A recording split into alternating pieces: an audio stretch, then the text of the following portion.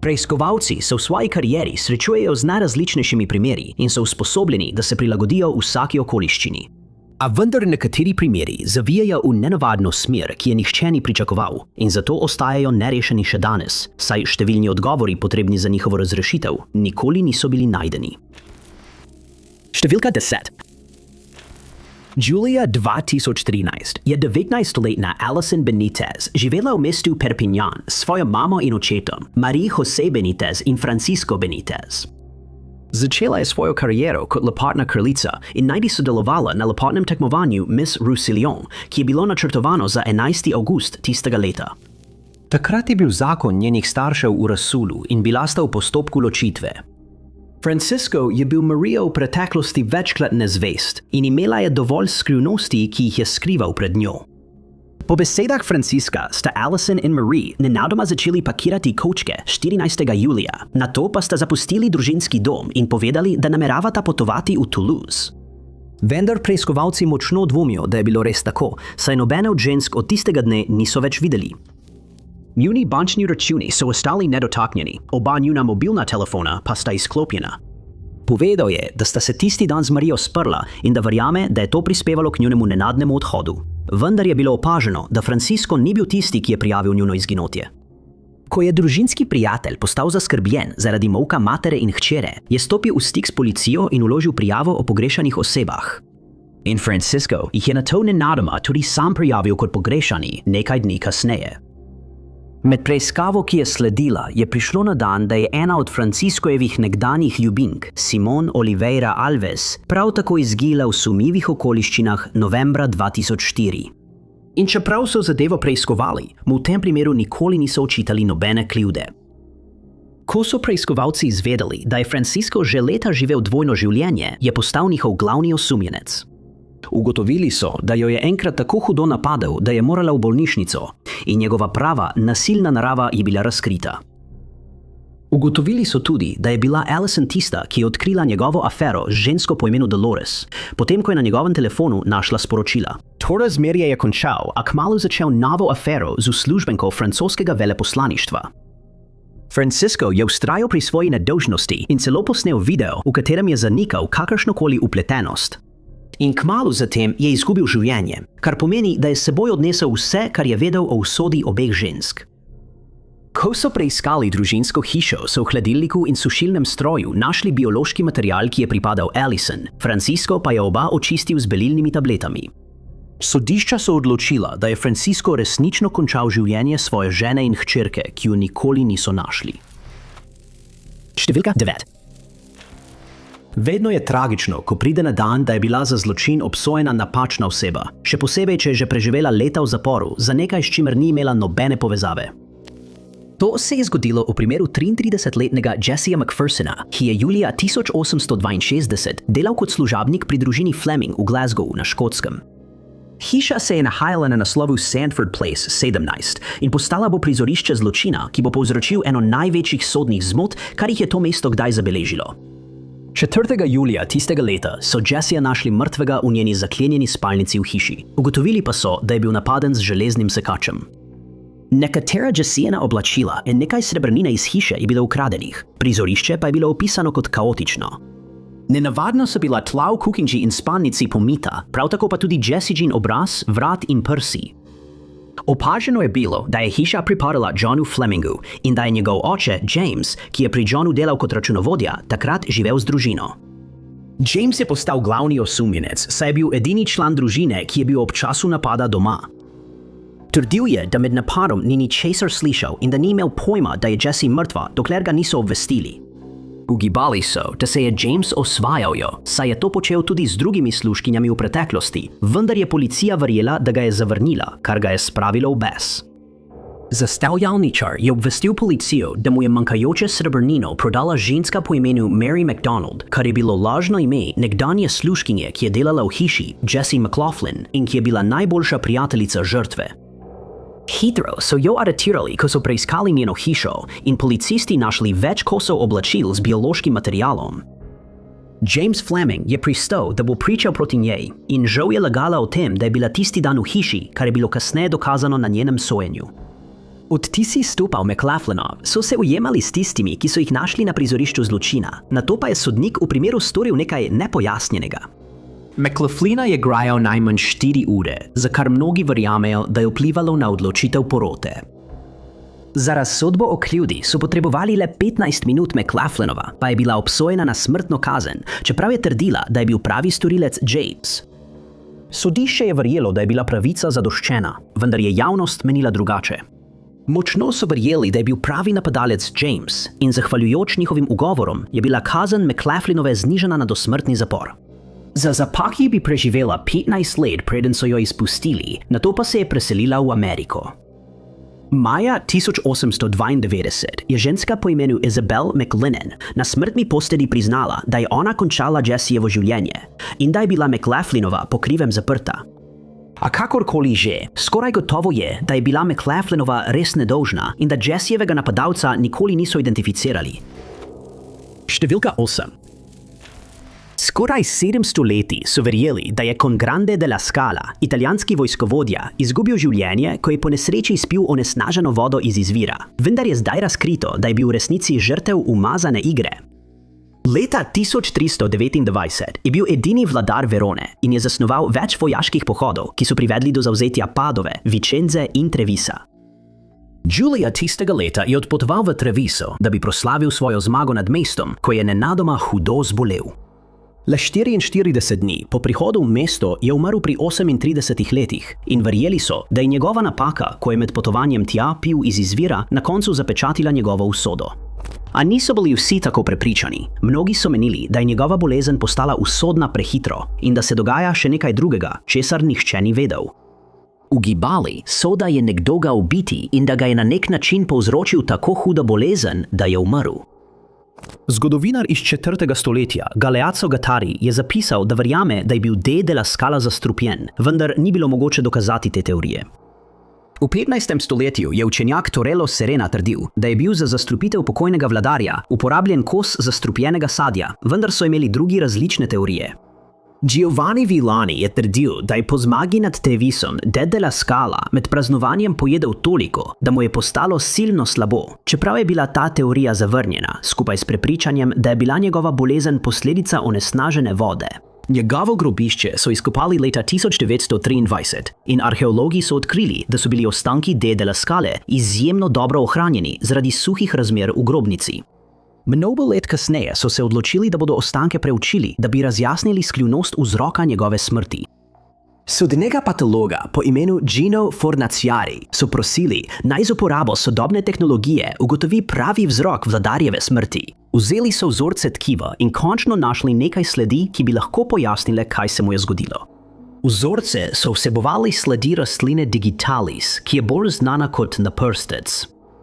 Te sledi so našli v vzorcih iz več delov njegovega telesa. Dejstvo, da so bile še vedno prisotne v ostankih, pa nakazuje, da je zaužil ogromno količino te rastline, kar bi mu zagotovo vzelo življenje.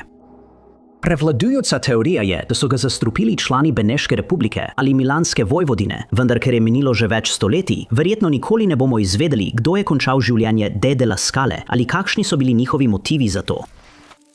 Številka 7. Leta 1977 je bila 19-letna Jenny Chang študentka na državni univerzi v San Franciscu in po vseh podatkih je bila izjemno inteligentna ženska, ki je trdo delala, da je dosegla dobre ocene. 11. septembra tistega leta je Jenny preživljala čas v svoji študentski sobi, okoli 18. ure pa je odšla in se peš odpravila v univerzitetno knjižnico. Rezervirala si je termin za učenje v rezervirani sobi v kleti knjižnice in imela je 5 ur za učenje, saj je bila knjižnica odprta do 23. ure. Naslednje jutro je njena sostanovalka ugotovila, da se Jenny ni nikoli vrnila v študentski dom in jo je prijavila kot pogrešano. Iskanje po knjižnici je bilo izvedeno in Jenny so hitro našli, vendar v najslabših okoliščinah. Našli so jo mrtvo in razgaljeno v čitalnici za profesorje v 4. nadstropju knjižnice. Njena oblačila in papirji so bili skrbno položeni blizu njenega telesa, ugotovili pa so, da je bila napadena z rezilnim orožjem. Soba je bila v razsulu, več kosov pohištva je bilo razbitih in razmetanih po tleh.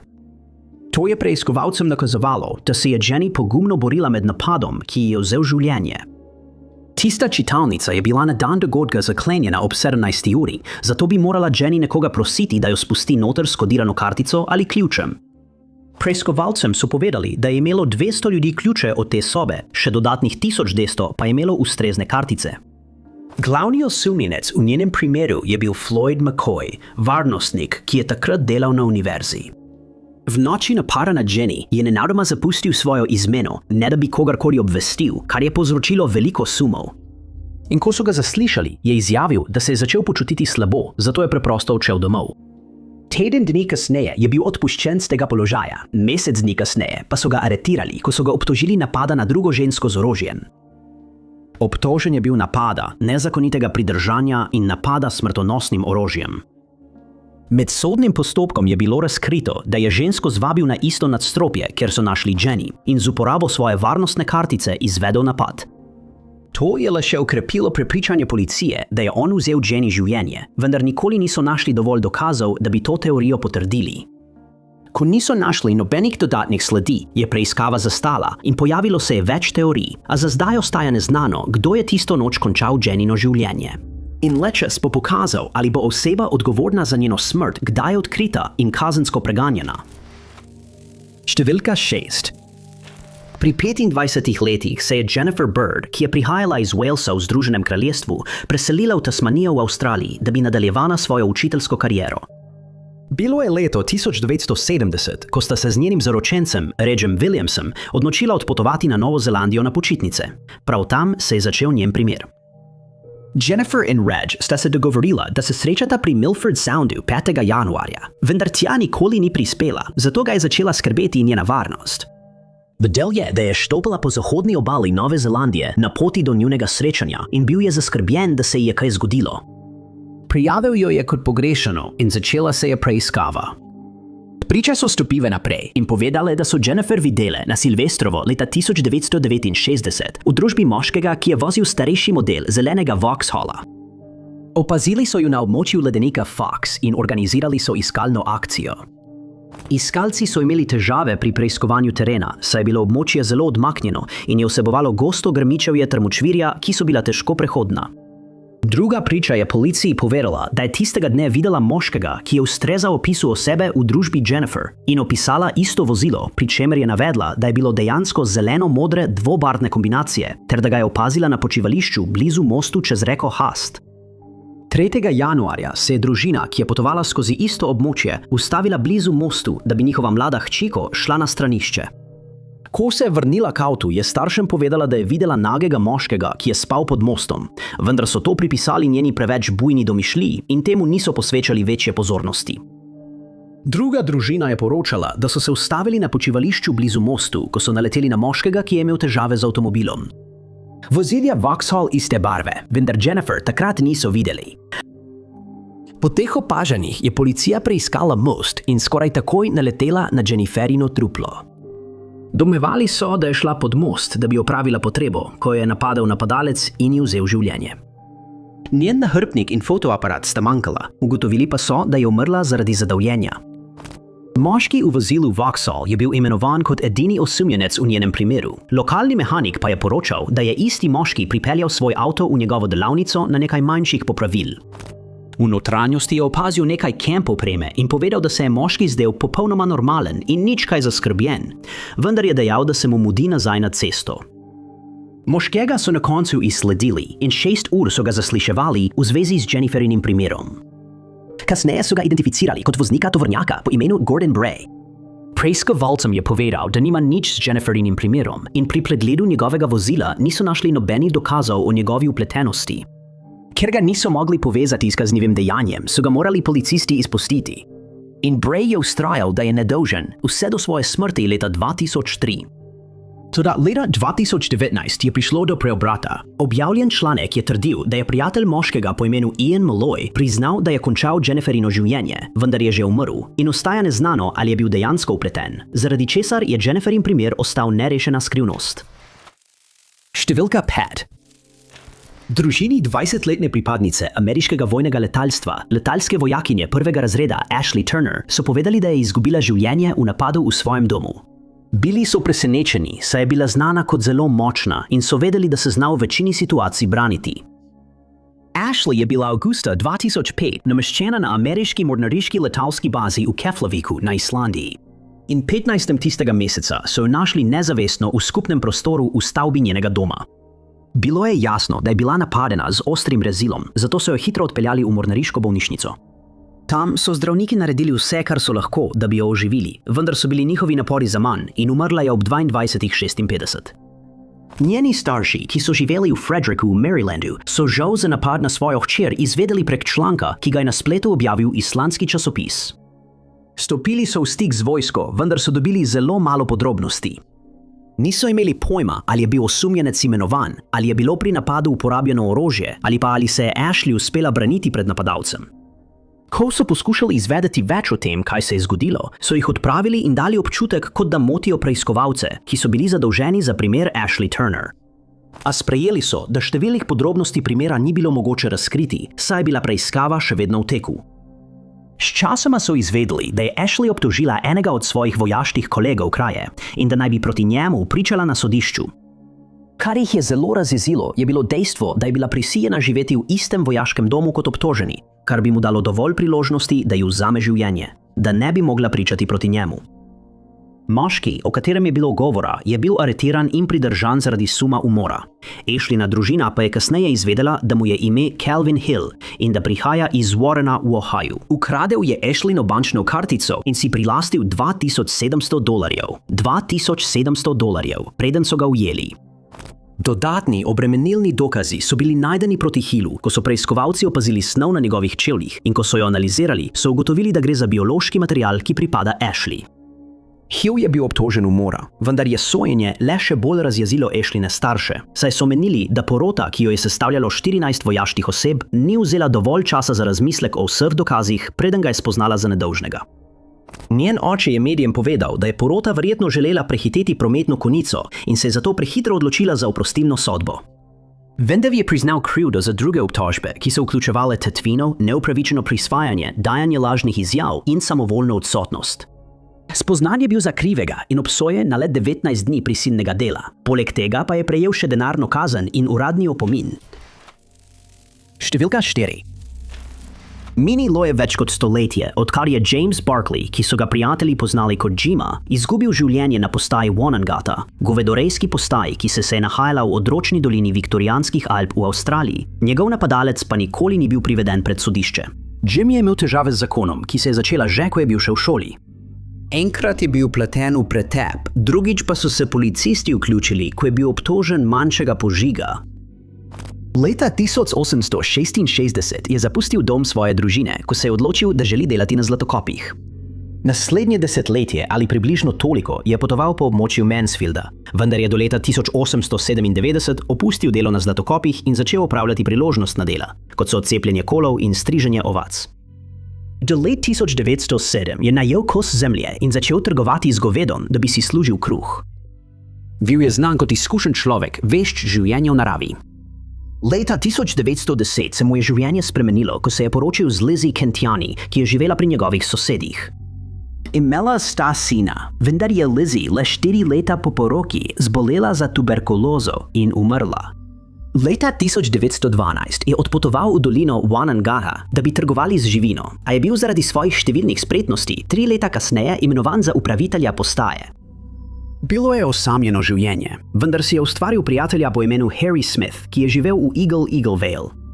Nazadnje je leta 1917 za splošnega delavca imenoval 61-letnega Johna Bamforda iz kraja Black Snake, čeprav je bil znan po slabem temperamentu in so ga obtožili, da je končal življenje svoje žene.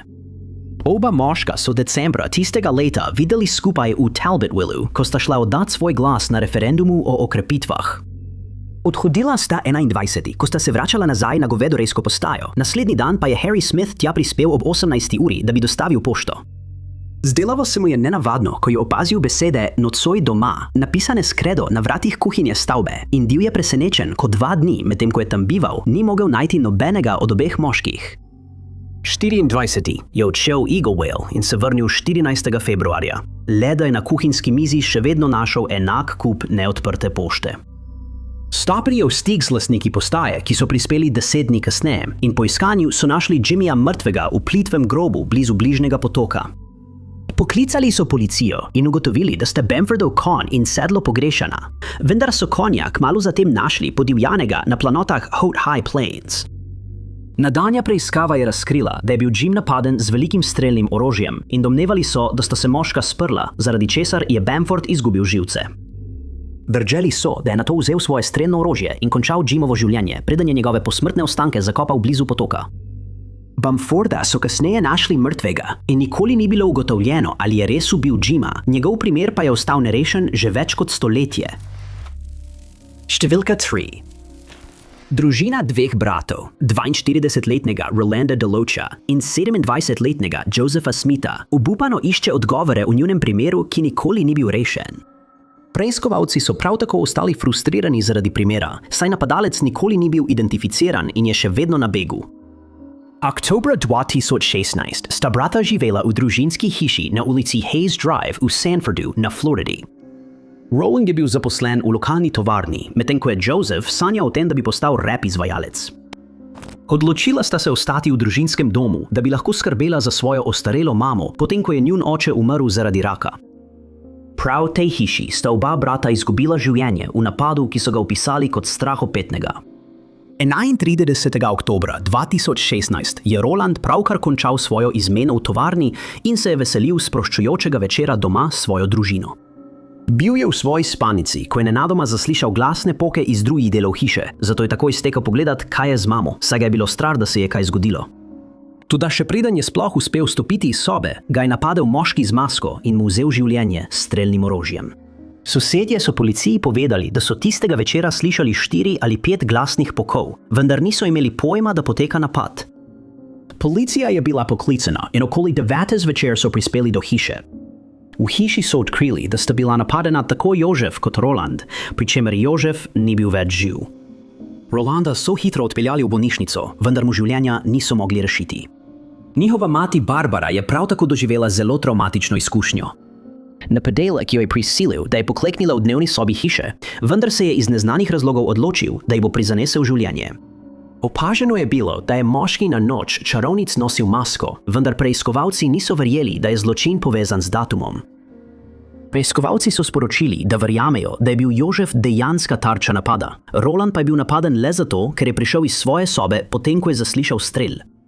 Ni trajalo dolgo, da so bili imenovani prvi osumljenci. Policija je sporočila, da iščejo obsojenega zločinca po imenu Dante James in njegovo dekle Shabeta Seals. Par so aretirali zaradi obtožbe v zvezi z orožjem dan po napadu, vendar so ju izpustili na varščino. Takoj, ko je prišel domov, si je James prerezal elektronsko zapestnico in pobegnil v Georgio, kjer so ga kasneje aretirali. On in Seals sta odklonila sodelovanje s policijo, vendar je bilo na koncu ugotovljeno, da verjetno nista izvedla napada. Policija je še vedno menila, da vesta nekaj o zločinu, vendar par ni želel razkriti nobenih informacij. In na to bi prišlo na dan, da je imel James drugo dekle, ki so jo izsledili za zaslišanje. Tudi ona je zavrnila sodelovanje in verjame se, da ve, kdo je izvedel napad in kakšen je bil motiv storilca, vendar teh informacij policiji nikoli ni razkrila. Družina bratov verjame, da je bil napad vnaprej načrtovan strani nekoga, ki je poznal njun urnik. Kljub temu, da je bila za dodatne informacije ponujena nagrada v višini $5,000, primer ostaja nerešen. Številka 2. Leta 2008 so preiskovalci doživeli še en udarec v primeru 30-letne Sylvie Salinas, potem ko je bila večina dokazov, ki so jih zbrali med preiskavo, izgubljena ali uničena zaradi orkana Ike. Sylvia je leta 1989 živela v Galvestonu v Teksasu. Ona in njena družina so bili znani po tem, da so vsako nedeljo hodili v cerkev, saj so bili pobožni katoliki, običajno pa so pred spanjem vsak večer molili rožni venec. Do konca leta 1970 je Sylvia kupila trgovino z živili, ki jo je poimenovala Salinas Food Store. Trgovina je dobro poslovala, saj se je nahajala v soseski, kjer je odraščala in prejela je veliko podpore. Opisovali so jo kot priljubljeno, prijazno osebo, ki je v svojo trgovino sprejela vsakogar. Veliko ljudi, ki so bili v finančni stiski, je prejelo dobroimetje v trgovini, da so lahko odnesli hrano svojim družinam in v okolici je postala znana po vzdevku Teta Sil. Znano je, da je imela navaro pod pultom v trgovini hraniti nabito strelno orožje, saj je pogosto ponoči delala sama. Njeni prijatelji so dodali, da je imela prirojeno sposobnost zaznavanja nevarnosti, še posebej, ko je bila v trgovini. Jutro 31. oktobra 1989 se je začelo kot vsako drugo. Odprla je svojo trgovino in v nekem trenutku so prišli njeni starši, da bi ji pomagali pri nekaj opravilih. Odhodili so okoli kosila in prehodili 2 ulici nazaj do svoje hiše, ne da bi vedeli, da Sylvie nikoli več ne bodo videli žive. Ob 13:22 je varnostno podjetje odgovorilo na klic o ropu, ki se je dogajal v trgovini, 2 minuti kasneje pa je isto obvestilo prejela tudi policija. Policija je prispela prva, le 4 minute kasneje, vendar je bilo takrat že prepozno.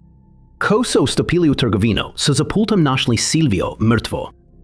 Napadli so jo z velikim rezilnim orožjem, ki so ga našli na pultu poleg nje. Ni imela priložnosti, da bi segla po svojem strelnem orožju, kar je policiji nakazovalo, da jo je napadalec presenetil.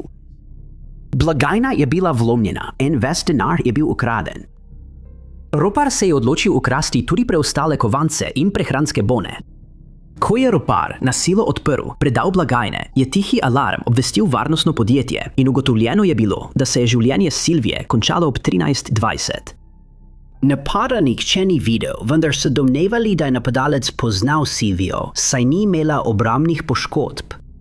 Preiskovalci so sporočili, da iščejo moškega, ki so ga videli uporabljati telefonsko govorilnico malo pred napadom.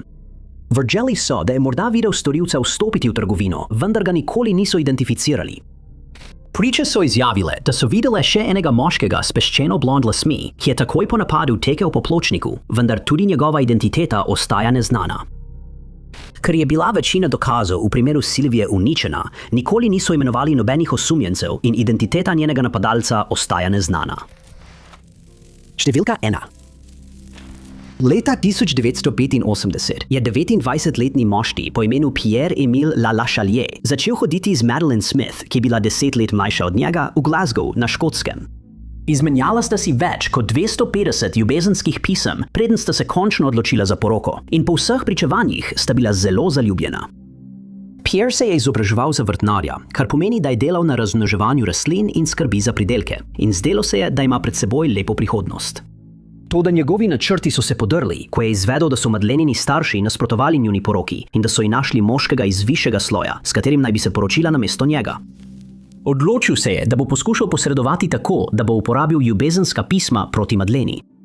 Pisma je uporabil za izsiljevanje, saj je grozil, da bo njuno razmerje razkril njenemu zaročencu, ki je bil William Harper Manach. Šel je tako daleč, da jo je zasledoval, kadarkoli sta se ona in Manach družila, pa tudi, ko je bila z družino. In kmalu Madeline ni mogla več kljubovati njegovim pritiskom in sta ponovno začela svojo afero. Ko ga ni mogla pretihotapiti v hišo svoje družine, mu je rekla, naj počaka zunaj njihove kleti, kjer mu je skozi okno podajala skodelice vroče čokolade. In tako je bilo vse do leta 1857, ko se je Pierrovo zdravje nenadoma začelo slabšati. Začel je čutiti ostre bolečine v boku in trpel je za hudo slabostjo. Simptomi so se za nekaj časa izboljšali, nato pa so se čez nekaj tednov spet vrnili, vendar nikoli ni mogel ugotoviti, kaj povzroča njegovo bolezen. Marca tistega leta je zbolel zadnjič, preden so ga našli mrtvega v njegovi spalnici. Njegovi prijatelji so zahtevali, da se opravi obdukcija, saj so postali sumničavi zaradi njegovega nenadnega slabšanja zdravja, zato so izkopali njegove posmrtne ostanke. Ugotovili so, da je zaužil približno 82 zrn arzenika in ko so odkrili Madelenina pisma Pierru, so jo takoj označili za glavno osumljenko. Ko je policija odšla v njen družinski dom, da bi jo aretirala, so izvedeli, da je že zapustila Glasgow in se z ladjo odpravila proti Roylu. Našli sta jo njen brat in Manach, po aretaciji pa so jo pripeljali v Edinburgh, kjer je čakala na sojenje. Predstavljali so jo kot sadistično žensko, ki je sistematično zastrupila Pierra, da bi se ga znebila in da bi afera ostala skrivnost. Dokazano je bilo, da je res kupila arzen, vendar je trdila, da ga je uporabljala v razredčeni obliki za umivanje obraza, rok in vratu, kar je bilo takrat običajno. Tožilstvu ni uspelo dokazati, da sta se Pierre in Madeleine videla, preden je on zbolel, zato je bila oproščena. Splošno je sprejeto, da je Pierre res izgubil življenje zaradi zastrupitve in da je bila Madeleine edina oseba z motivom, da mu vzame življenje. Ker je bila oproščena, se je preselila v New York, kjer je živela do 93. leta starosti. Primer Pierra pa je ostal skrivnost, ki verjetno nikoli ne bo razrešena. Hvala, ker ste gledali. Če vam je bil ta video všeč, pritisnite gumb všeč mi je. Ne pozabite se naročiti in klikniti na zvonček za obvestila, da boste na tekočem z vsemi našimi prihodnjimi objavami. Moje ime je Top 5 Unknowns in se vidimo v naslednjem videu.